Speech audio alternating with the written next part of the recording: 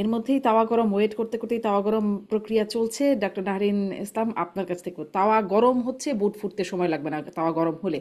আপনি আসলে কি বার্তা পেলেন?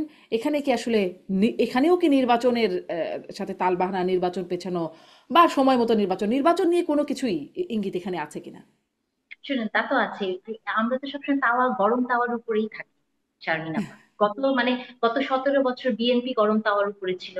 তারপরে আরো অনেক কিছু, এখনো হয়তো আরো কয়েকটা দল গরম তাওয়ার উপরে আছে। দেখেন, তাওয়া গরম হওয়া উপদেষ্টারা এবং কি আছে? তারাও নাকি সেফ এক্সিট খুঁজছে? হ্যাঁ, এই যে দেখেন, উপদেষ্টারও নাকি সেফ। এইটা শুনে মানে এত দুঃখই লাগে। ধরেন, এটা বলতে চাই, তাওয়া গরমের ক্ষেত্রে বেশি যদি তাওয়া আবার গরম হয়, তাহলে কিন্তু পুড়ে যাওয়ার সম্ভাবনা থাকে। হ্যাঁ, তো পুড়ে যায় যাতে আমরা না যাই, সেই জায়গাটাও আপনাদেরকে মানে দৃষ্টি রাখা দরকার।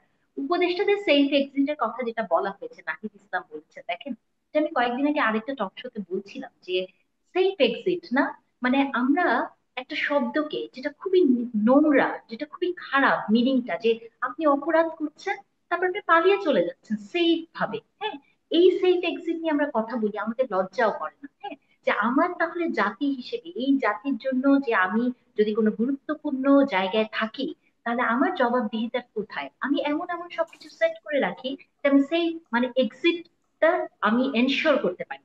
এই জাতি কি কখনো, বা যারা এইসব সেফ এক্সিট নিয়ে কথা বলে, তারা কি কখনো জীবনের সেফ এক্সিস্টেন্স নিয়ে কথা বলেছে? সেফ লাইফ নিয়ে কথা বলেছে? আপনার আমার লাইফ কি সেফ? আমরা কি একটা খুব সেফ এক্সিস্টেন্স নিয়ে কথা বলতে পারি না? বেঁচে থাকার যে ন্যূনতম যতটুকু মানে স্বস্তি দরকার, একটা দেশ যখন সেটা দিতে পারে না, সেই দেশের মানুষরা আবার সেফ এক্সিট নিয়ে কথা বলে। দেখেন, আসিফ নজরুল স্যার একটি কথা বলেছেন, তিনি বলেছেন যে এই দেশের মানুষের সেফ এক্সিট দরকার, কয়েকটি দলের নাম বলে উনি বলেছেন। কিন্তু যাদের দলটা কয়েকটি গ্রুপের নাম বলেছেন, যেমন এস আলম গ্রুপ, আরো অনেক কিছু, যে তাদের হাত থেকে আমাদের সেফ এক্সিট দরকার দেশের মানুষের। উনি তো এখন দায়িত্বে আছেন, উনাকে আমি সবিনয়ে প্রশ্ন করতে চাই যে এই সব গ্রুপগুলোর হাত থেকে সেফ এক্সিট আমাদের দেয়ার, যাদের দায়িত্ব ছিল, যে সরকারের দায়িত্ব ছিল, গত 1-1.5 বছরে সরকার কি সেটি করতে পেরেছে? আমরা কি তার এত নিজের হাজার ছাগল হাজার খেয়ে টাকা? ফেলে সেটাই তো মানে দায়িত্ব নিয়ে সেটারই তো দেখেন, ঠিক বিচার এটা করতে পারেন না। হ্যাঁ, এই যে ছাগল খেয়ে ফেলা, এটা নিয়েও আমি একটা কথা বলতে চাই শারমিন আপা, যে আমরা তো সবকিছু সুপারফিশিয়ালি দেখি, উপর থেকে দেখি। যে আপনি দেখেন, একটা ছাগল খাওয়া হয়েছে, আপনার কাছে আমার কাছে নর্মাল দৃষ্টিতে মনে হতে পারে একটা অপরাধ, পাশের বাসায় যে একটা ছাগল খেয়ে ফেলেছে।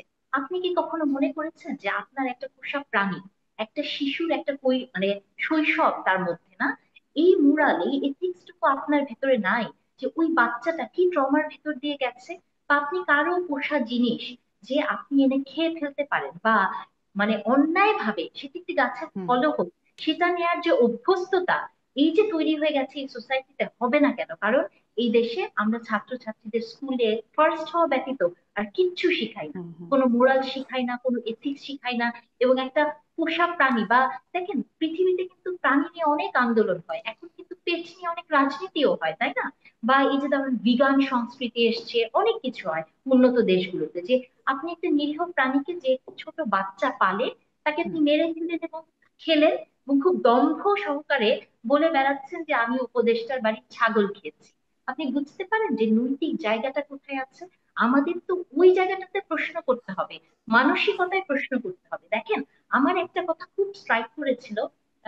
এনসিপির মনে হয় কোনো একজন নেতা আওয়ামী লীগের কোন নেত্রীর বাসায় চাঁদাবাজি করতে গিয়েছে, হুম। এবং সেখানে তিনি আদালতে পরে বলেছে যে আমি গরিবের ছেলে, তো এত টাকা দেখে লোভ সামলাতে পারি না।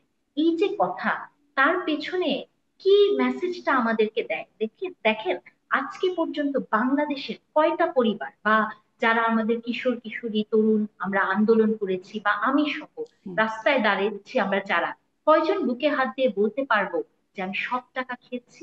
কয়জন বলতে পারবে? কয়জন বলতে পারবে যে আমার জি, বাবা সেটা তো ঘুষ একদম খায়? গোড়ার সমস্যা ডক্টর নাহরিন ইসলাম। আপনি তো হ্যাঁ, একদম গোড়ার সমস্যার কথা বলছেন। ভেতরের কথা বা পেছন থেকে, মানে তার পেছনের কথা, লোভের পেছনে গরিবের সন্তান। হ্যাঁ, কিন্তু মুখের সামনে যেই কথাটা বললেন, উপদেষ্টা আসিফ মাহমুদের সরাসরি সম্পৃক্ততা, সেটি নিয়েও তো আমরা কিছু বললাম না। ছাগল খাওয়া হোক আর চাঁদাবাজি হোক, মানে উপদেষ্টাদের সাথে বা প্রভাবশালীদের সাথে যখন যুক্ত থাকে তখন আর এখন কিছু সেটি তখন হচ্ছে কিছু না। হলে ইভেন তাহলে আপনি ঘুরে ফিরে আওয়ামী ওই যে, লীগের দোষ দিয়ে আর কত দূর হ্যাঁ না, কতদিন? আপনি আমি শেষ উপদেষ্টাদেরকে আপনি প্রসঙ্গে বলতে, আনিস হুম, আলমগীরের কাছ থেকে একটু শুনি, আমার আসলে সময়ও শেষ হয়ে গেছে। আম, আনিস আলমগীর, আপনার কাছ থেকে একটু এই এই বিষয়ে শেষ করে শুনতে চাই যে তাহলে এই তাওয়া গরম করে আসলে শেষ পর্যন্ত কি ফায়দা হাসিল হচ্ছে, ফায়দাটা কার হাসিল হবে, আহ, কি মনে হয়? ফায়দাটা যারা সরকার দীর্ঘায়িত করতে চায় তাদের হবে, যারা নির্বাচন চায় না তাদের হবে। নির্বাচন যদি না হয় এই অস্থিতিশীলতা থাকবে, প্রশাসনের মাথাবরি থাকবে। এখন যে মাথাবরিটা করতে পারছে, এখন যে বিভিন্ন এই যে এই নেহারিন যেটা বললেন, বিভিন্ন প্রশাসনে বিভিন্ন বিভিন্ন বিশ্ববিদ্যালয় যাদের যাদের ইচ্ছা যেখানে যেখানে যাকে পদায়ন করা, সেটা যে সুযোগটা তারা নিচ্ছে, সেই সুযোগটা আবার নেবে। এবং এই সুযোগটা যাতে থাকে, একটা নির্বাচিত সরকার যখন চলে আসে এবং ধারণা করছে যে একটা দল সরকারে আসছে, এবং তারা তখন এই বৈধতা নিয়ে তাদের মতোই করবে। এখন যেহেতু সরকার নাই, এখন যে সরকার নাই মানে হচ্ছে ডক্টর ইউনূস কার সরকার কেউ জানে না, এটাকে এনসিপি না এটা বিএনপি না জামাত না আর কার বা কি জনগণের, তো কনফিউজ সবাই।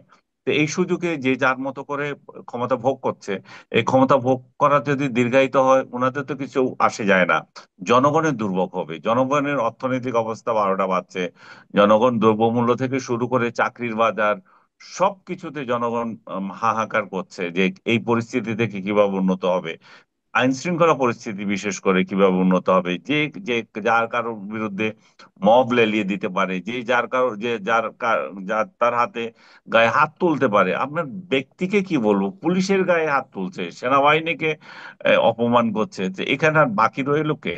বাকি তো কিছু নাই। আদালতে যান, আদালতে ভিন্ন মতের উকিলরা ওখানে দাঁড়াতে পারবে না। তাদেরকে আপনি আসামি, আপনার পক্ষে উকিল দাঁড়ালে তাকে অপদস্থ করা হচ্ছে। বিচার তো পরের কথা, বিচার পাবো কি না পাবো।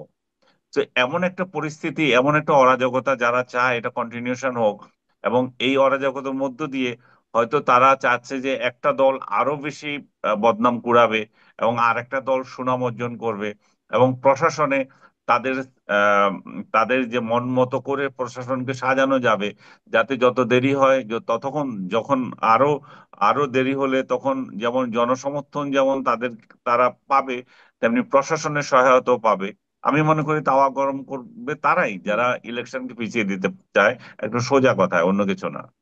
জি, অনেক ধন্যবাদ আনিস আলমগীর। দেখা যাক তাওয়া আসলে কতটা গরম হয়ে আবার ডক্টর নাহরিন ইসলাম যেরকমটা বলছিলেন যে তাওয়া গরম হতে হতে পুড়ে আবার না যায়, সেই বিষয়গুলো নিশ্চয়ই আমরা নজরে রাখবো এবং আমরা কথা বলতে থাকবো। আমাদের তো আর কিছু করার নাই, নিশ্চয়ই আলোচনাটা জারি রাখবো। অনেক ধন্যবাদ আনিস আলমগীর, অনেক ধন্যবাদ ডক্টর নাহরিন ইসলাম খান, আপনাদের দুজনকে ধন্যবাদ।